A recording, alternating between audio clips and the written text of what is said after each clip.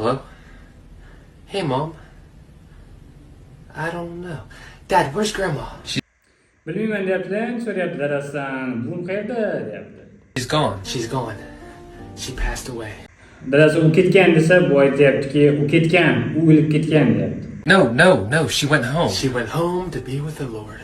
Dadasi aytayaptiki, "Yo'q, u uydan ketgan" desa, bu aytayaptiki, "U uydan ketgan Parvardigor yoniga" deyapti. No, she's just not here. She's no longer with us. Dadasi aytayaptiki, "U bu yoqda emas" desa, bolasi aytayaptiki, "U bu yoqda emas, bundan bu yoqqa, endi bundan bu yoq bo'lmaydi" demoqchi. She's alive. She's alive in our hearts. Dadasi, "U tirik" desa, bolasi aytayaptiki, "U tirik bizana yuragimizda, qalbimizda" demoqchi. Be strong. She's no longer in pain. Demoqchi, faqat kuchliroq bo'l deyapti. U undan bu yoqqa endi azobda emas, azob chekmaydi deyapti buvsini. You know where your grandma is? She's in a better place.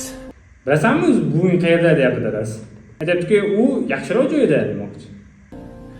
God rest her soul. Xuddi joyi jannatda bo'lsin demoqchi. Enaqa qabr toshlarga ko'rganmizda, RIP yozib qo'yadi. RIP. U rest in peace degani joying jannatda bo'lsin degan. Bu ham xuddi shunga o'xshagan gap gapiryapti. She was a good woman.